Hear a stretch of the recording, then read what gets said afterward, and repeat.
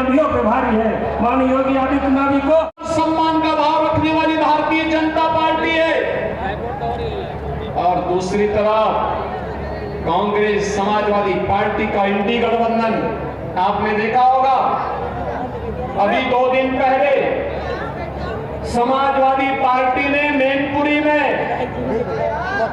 राष्ट्र नायक राणा प्रताप की प्रतिमा को पवित्र करने का प्रयास किया। 10 बचे केवल 10। समाजवादी पार्टी के गुंडे मूर्ति के ऊपर चढ़ते हैं, मूर्ति में राणा प्रताप के आन मान शान के प्रतीक भाला को तोड़ने का प्रयास करते हैं, मूर्ति को पवित्र करते हैं, गाली गलौज करते हैं। अकबर और औरंगजेब की औलादों को बताया जाना चाहिए ये नया भारत है। इस नए भारत में राष्ट्र नायकों का अपमान भारत स्वीकार नहीं करता है, नहीं करता है। ऐसे ही समाजवादी पार्टी के गुंडों ने भारत के संविधान के शिल्पी बाबा साहब डॉक्टर भीमराव अंबेडकर की प्रतिमा को पवित्र करने का प्रयास किया। बहनों और भाइयों, अभी भी कभी कभी मुझे लगता है कि कानून का राज स्थापित करने के बाद भी जब चुनाव आते हैं तो इन गुंडों की गर्मी चढ़ने लगती है। ऐसे लगता है जैसे चुनाव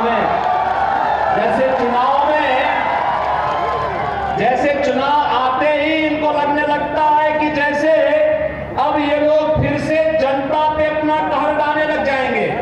लेकिन इनकी गफलत है।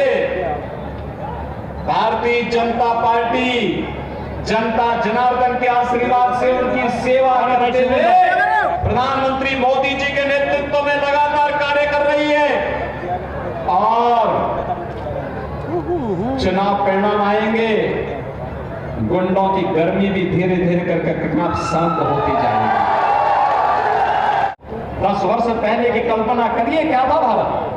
नौजवान पलायन करता था, किसान आत्महत्या करता था, गरीब भूखों मरता था, बीमार चिकित्सा सुविधा के अभाव में मरता था। किसी के पास दवा नहीं है, किसी के पास दवा का पैसा नहीं है, कहीं डॉक्टर नहीं है, कहीं चिकित्सालय नहीं है। और आज नए भारत में हाईवे है, रेलवे है, एक्सप्रेसवे है। खन्ना जी और जितिन जी और हमारे विधायकगण तो एक्सप्रेसवे को इसी शाहजहांपुर होते हुए लेके जा रहे हैं, और इस एक्सप्रेसवे में एक एयर स्ट्रिप भी बनने जा रहा है। अगर बाई चांस कभी किसी दुश्मन से युद्ध करना पड़े तो भारतीय वायुसेना के विमान इसी एक्सप्रेसवे पे उतर करके यहीं से फिर दुश्मन के देश पर हमला करने की तैयारी करेंगे। ये बहनों भाइयों, जब मैं यहां आ रहा था तो मैं देख के भौचक था कि शाहजहांपुर एक ऐसा जिला है जहां लाट साहब का जुलूस भी निकलता है, और वहां पर लाट साहब के जुलूस का बड़ा अच्छे ढंग से स्वागत करते हैं, मैंने सुना है। और खन्ना जी कहीं भी हो, लेकिन लाट साहब के जुलूस में भाग लेने के लिए जरूर आते हैं। लेकिन बहनों भाइयों, अभी भी खुदागंज और अल्लाहगंज जैसे कस्बे भी यहाँ पर हैं, और इसीलिए मैं आप सबका आह्वान करने के लिए आया हूं। मोदी जी ने कहा है ना, आजादी के अमृत महोत्सव के मुख्य समारोह को संबोधित करते हुए उन्होंने पंचप्रण की बात की।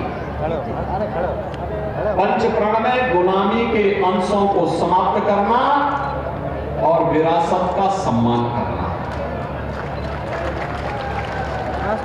हमें भारत और भारतीयता पर गौरव की अनुभूति होनी चाहिए।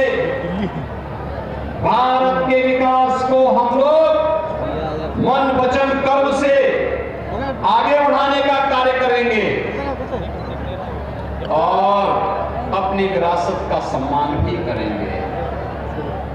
अयोध्या में राम मंदिर का निर्माण हो, भाई कैमरा काशी में काशी विश्वनाथ धाम का हो, या फिर शाहजहांपुर में अमर शहीदों का भव्य म्यूजियम बनाने का कार्य हो, या फिर शाहजहांपुर के हनुमान धाम में विराट बजरंगबली की प्रतिमा को स्थापित करने का कार्य हो। ये सभी विरासत का सम्मान है।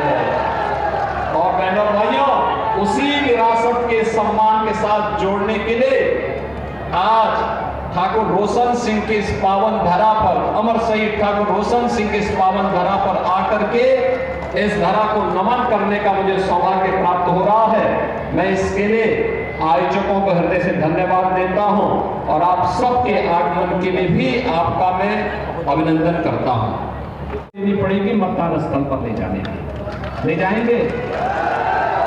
और अभी आपके लिए प्रचार का समय है।